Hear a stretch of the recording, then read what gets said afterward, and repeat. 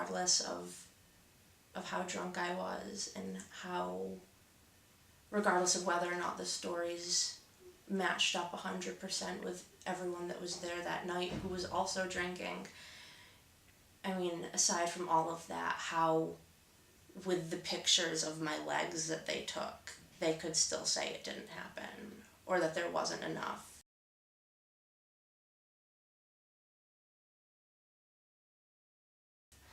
Because you could see two handprints exactly like that. And I could lay my fingers out on my legs and, put my fingers where his fingers were.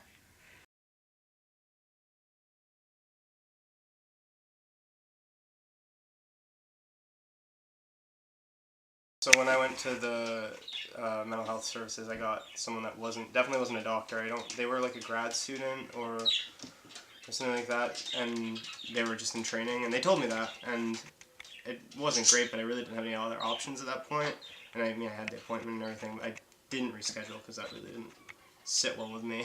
Like, I went to, if I'm going to go to get therapy, I'd like a, real doctor. At that point in time, I just needed to know, how to get by day to day. I wasn't focusing on big picture. I was focusing on day to day. And, I would say things like, last night I was sitting there for an hour with a knife waiting for Devers to get home. And she would just kind of brush past it to talk about these bigger issues. Mm-hmm. And so I stopped going after a while because it just wasn't helpful for what I needed. And I left there feeling worse than I did better.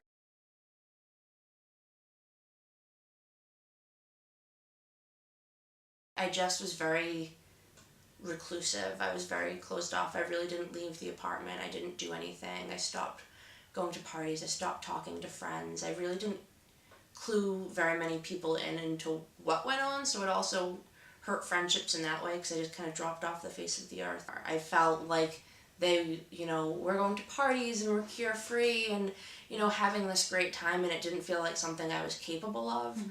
I felt much more grown up, first of all, but also just kind of incapable of joining in on their fun. It just wasn't appealing. There's nothing worse than having, your boyfriend who you love more than anything put his arms around you and jump and have to tell yourself, no, it's him. It's, you're okay, you're safe. Or, to not be able to sleep with your back to the outside of the bed and things like that. And so it's a lot of taking back those kind of moments and those memories.